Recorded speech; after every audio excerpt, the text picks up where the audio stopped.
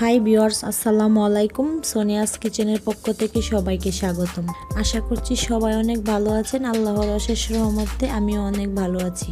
আজ আমি যে নাস্তাটা আপনাদের সাথে শেয়ার করব সেটার প্রচলন শহরে খুব কম থাকলেও গ্রামে এটার জনপ্রিয়তা কিন্তু অনেক বেশি। শীত অথবা গরমে যে কোনো সিজনে কিন্তু সকালের নাস্তার জন্য পারফেক্ট একটা রেসিপি। আর এই রেসিপিটাই আজ আমি আপনাদের সাথে শেয়ার করব। আর রেসিপিটি হচ্ছে নারিকেলের জাউ। আশা করছি রেসিপিটি আপনাদের কাছে খুবই ভালো লাগবে, তাই রেসিপিটি না টেনে পুরোটা দেখার অনুরোধ রইল। তো ভিউয়ার্স, নারিকেলের জাউ তৈরি করার জন্য যে উপকরণগুলো লাগছে সেগুলো আমরা একসাথে নিয়ে নিয়েছি। এখানে কিন্তু অতিরিক্ত কোনো উপকরণ লাগছে না, সামান্য 2-3টা উপকরণ দিয়েই অসম্ভব মজাদার এই নারিকেলের জাউটা তৈরি করা যাবে। আর নারিকেলের জাউ তৈরি করার জন্য প্রথমে এখানে নিয়ে নিয়েছি আমি 1.5 কাপের মতো পোলার চাউল। এখানে আমি 1.5 কাপ পোলাও চাউল নিয়ে নিয়েছি। আর পোলাও চাউলগুলো আমি প্রায় 20 মিনিটের মতো ভিজিয়ে রেখেছিলাম। আপনারা চাইলে কিন্তু আতপ চাউল দিয়েও এই নাস্তাটা তৈরি করে নিতে পারেন। আমি চাউলগুলোকে ভালোভাবে কষলে ধুয়ে পরিষ্কার করে নিয়েছি। পরিষ্কার করে এর থেকে পানিটা ঝরিয়ে নিয়েছি। আর এর সাথে আরো কিছু উপকরণ নিয়ে নিয়েছি। এখানে নিয়েছি আমি 300 গ্রামের মতো খেজুরের গুড়। আপনারা চাইলে কিন্তু আখের গুড় অথবা চিনি দিয়েও তৈরি করতে পারেন। আর এখানে আমি মিডিয়াম সাইজের একটা নারিকেল কুড়ে নিয়ে নিয়েছি। তেজপাতা নিয়েছি আমি 2টো, আর 2টো তেজপাতা এইভাবে ছিঁড়ে নিয়েছি। দারচিনি নিয়েছি আমি 3 টুকরো, আর এলাচ নিয়েছি আমি 4-5টা, এরকমভাবে মাথাগুলো ফাটিয়ে নিয়েছি। আর এর সাথে নিয়ে নিয়েছি আমি পরিমাণ মতো লবণ।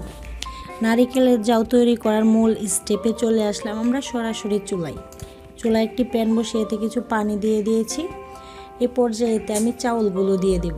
যেই পোলাও চাউলগুলো আমি 20 মিনিটের মতো ভিজিয়ে রেখেছিলাম সেই চাউলগুলো আমি ভালোভাবে ধুয়ে পরিষ্কার করে এতে দিয়ে দিয়েছি। এবার এতে আমি আরও বেশ কিছুটা পানি অ্যাড করে নেব। আর এখানে আমি প্রায় 7 থেকে 8 কাপের মতো পানি ব্যবহার করতেছি। যেহেতু আমি এখানে 1.5 কাপ চাউল নিয়ে নিয়েছি, তাই আমি 7-8 কাপের মতো পানি দিচ্ছি। চাউলগুলো ভালোভাবে সিদ্ধ করার জন্য অবশ্যই চেষ্টা করবেন পানির পরিমাণটা বাড়িয়ে দেওয়ার জন্য। যেহেতু আমরা জাউ তৈরি করব, চাউলগুলো কিন্তু একেবারে জাউ করে নিতে হবে। পানিটা দিয়ে এবার এটাকে ঢাকনা দিয়ে অপেক্ষা করব চাউলগুলো ভালোভাবে ফুটে আসা পর্যন্ত। চুলাটাকে মিডিয়াম হিটে দিয়ে 10-12 মিনিট রান্না করে নেওয়ার পর আমাদের চাউলগুলো কিন্তু 70% সিদ্ধ হয়ে গিয়েছে। আর 70% সিদ্ধ হয়ে যাওয়ার পর এর সাথে আমি দিয়ে দেব গুড়।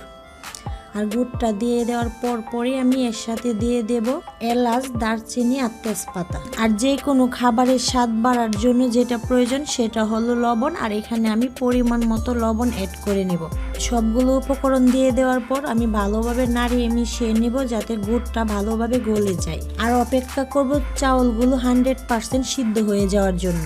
100% সিদ্ধ করে নেওয়ার পর আমাদের চাউলগুলো কিন্তু একেবারেই জাউ হয়ে গিয়েছে। দেখুন, আমাদের চাউলগুলো কিন্তু ভাতের মতো জড়জড়া নাই। চাউলগুলো একেবারে নরম হয়ে গিয়েছে, একদম তুলতুলা নরম যেটাকে বলে সেরকম হয়ে গিয়েছে। একদম নরম হয়ে যাওয়ার পরও আমি আরো কিছুক্ষণ অপেক্ষা করব চাউলগুলো আরেকটু গলে যাওয়ার জন্য।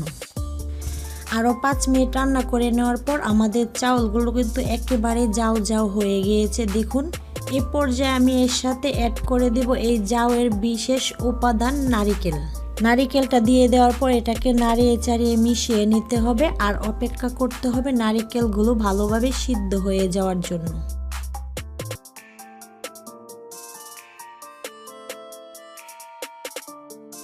3-4 মিনিট রান্না করে নেওয়ার পর আমাদের নারিকেলের জাউটা কিন্তু পুরোপুরিভাবে তৈরি হয়ে গিয়েছে। আর আমি আপনাদেরকে দেখিয়ে দিচ্ছি যে আমাদের নারিকেলের জাউটা কীরকম হয়েছে। দেখুন, আমাদের নারিকেলের জাউটা এরকম হয়েছে, কারণ এটা যখন ঠান্ডা হবে আরও অনেকটা ঘন হয়ে যাবে। তাই এই অবস্থায় আমি জাউটাকে নামিয়ে নেব। তো ভিউয়ার্স, সামান্য কিছু উপকরণে তৈরি করে ফেললাম আমরা অসম্ভব মজাদার নারিকেলের জাউ। আশা করছি রেসিপিটি বড় ছোট সবাই অনেক পছন্দ করবে। রেসিপিটি ফ্রেন্ডস অ্যান্ড ফ্যামিলির সাথে শেয়ার করার অনুরোধ রইল। আর আমার রেসিপিটি ফলো করে তৈরি করার পর আপনাদেরটা কেমন হয়েছে সেটা অবশ্যই কমেন্ট বক্সে কমেন্টস করে জানাতে বলবেন না।